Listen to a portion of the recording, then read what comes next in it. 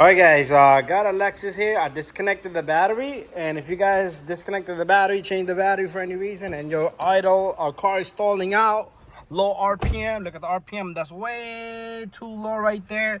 So usually what I do, tell people is, cut off everything, radio, AC, go for a drive for 15 to 20 minutes. Sometimes you gotta use both feet, use the brake and pedal. It might want to cut off on you when the car is in drive like this. Right now I got in drive, it goes down more.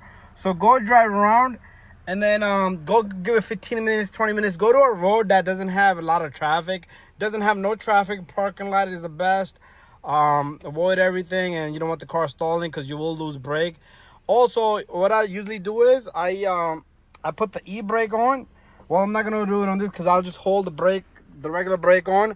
I put the car in neutral, and I rev the RPM for about 10 minutes, and I just let it rev a little bit, and the car will heat up, warm up, and after that we'll pick up the idle speed. So if you guys having that issue, make sure you do that.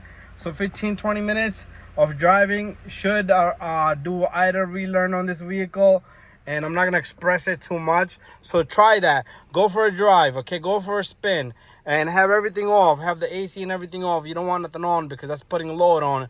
And that worked best for me, going around the block a few times.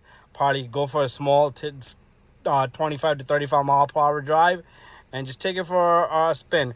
Anyway, guys, thank you for watching my video on this Lexus. If you guys got issue with your Lexus, idle is dropping too low or stalling out after you replace the battery, most likely you just need an idle relearn.